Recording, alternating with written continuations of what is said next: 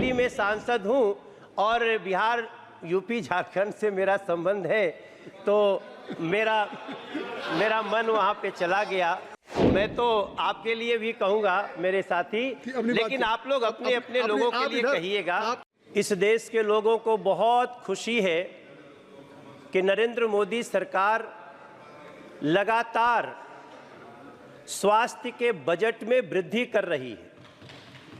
इस बार भी कई लोगों की बातचीत में आया है कि जो स्वास्थ्य का बजट पिछली बार 80,517 करोड़ था, अब वो 90,958 करोड़ का बजट है।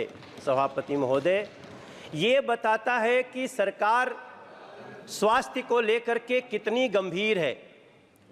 और उसमें भी एक समय था जब इसी सरकार में हमने देखा था कि स्टंट जो लाखों रुपए का होता था, और उस स्टंट को नरेंद्र मोदी जैसे प्रधानमंत्री ने, जो गरीब घर से आते हैं, गरीबों के दिल की बात समझते हैं, और इस देश में स्टंट उसकी कीमत मात्र 26,000 कर दी गई थी, जिसके कारण आज गरीब से गरीब घरों में भी लोग इस हृदय के समस्याओं को दूर करने के लिए अब सक्षम हो रहे हैं।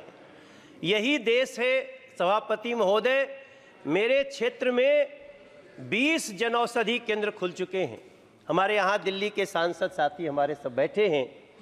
दिल्ली में जनौषधि केंद्र के खुलने से जो दवाई 600 रुपये में एक पत्ता मिलती थी, वही दवाई लगभग 60 रुपये में मिल जाती है, मात्र 60 रुपये में। और इस बजट में वैसे तो बहुत सारी बातें हैं, लेकिन एक ऐसा प्रावधान किया गया है जिसने खुशी के आंसू लाए हैं उन लोगों के मन में, उनके आंखों में, जो लोग कैंसर से पीड़ित होते थे या उनके परिवार के लोग कैंसर से पीड़ित होते थे। मुझे लगता है चाहे ये ट्रेजरी बेंच हो, चाहे वो सामने का बेंच हो, सभी लोग इसको अप्रिशिएट कर रहे हैं कि अब कैंसर की 3 महत्वपूर्ण दवाइयां, जिनमें लोगों को इतना बड़ा खर्चा होता था कि कई बार तो गरीब परिवार के लोग हिम्मत तोड़ देते थे, आज तीनों दवाइयों को इस बजट में कस्टम के शुल्क से मुक्त किया गया है और उसका बहुत ही आसान इलाज हो गया है। मैं अपनी बात को बहुत लंबा नहीं करूंगा सभापति महोदय। मैं एम्स का गवर्निंग बॉडी का मेंबर हूं और मैं पिछले 4 साल से उसके साथ काम कर रहा हूं। मुझे लगातार लोगों के जो कॉल्स आते हैं, लोग जैसे परेशान होकर आते हैं, तो मैं 2 सुझाव देना चाहता हूं इस बजट के मार्फत। जो आदरणीय अर्जुन राम मेघवाल जी बैठे हैं और हमारे मंत्री जी बैठे हैं, हमारे एम्स में जितने लोग आते हैं, इलाज तो उनका तुरंत शुरू हो जाता है, लेकिन उनको बेड की बहुत भारी समस्या होती है। इसके तहत जो लोग उनको लेके आते हैं, जिसका इलाज शुरू हो गया, वो सड़कों पे सोते हैं सभापति महोदय। उनके परिजन जो रहते हैं वो इतने बुरे स्थिति में होते हैं कि इलाज तो जिसका हो रहा है, बाकी जो जीवन होता है वो बड़ा दयनीय होता है।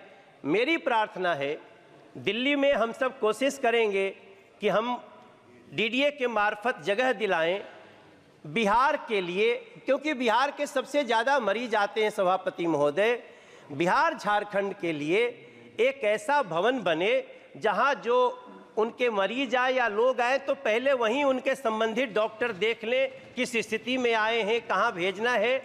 और एक अंतिम बात सभी के लिए, हाँ, मैं तो चूँकि मैं दिल्ली में सांसद हूं और बिहार, यूपी, झारखंड से मेरा संबंध है, तो मेरा मन वहाँ पे चला गया।